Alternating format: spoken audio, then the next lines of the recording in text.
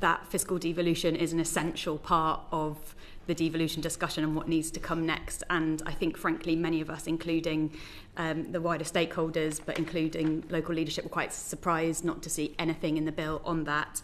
The one exception is the mayoral levy that was proposed in the white paper, which, like London, then becomes a kind of community levy that you can attach to developments. One of the lowest hanging fruit in this space is the visitor levy. Edinburgh has just announced that they're going to be introducing it. The Scottish Parliament has given local councils in Scotland the power to bring that forward if they so wish.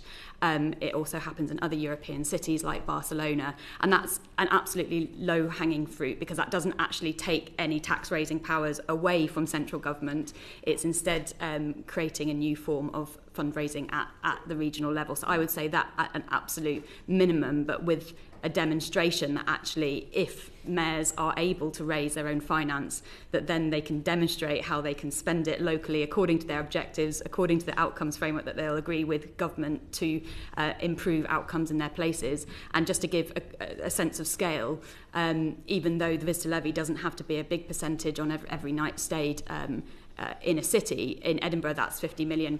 Now, most combined authorities, in terms of their investment funds, are about £20 million a year. So it's actually quite a sizable amount of money vis-a-vis the amount of money that mayoral combined authorities currently have that's flexibly used to them. So I'd really support that as a first step, but in order to mature the model of devolution and to really give the mayors the power and the accountability that they seek actually and take in at the same time, we really need to see other moves forward in fiscal devolution, whether that's percentages of income tax or other of the major tax bands in future. But that needs to come hand in hand with accountability too.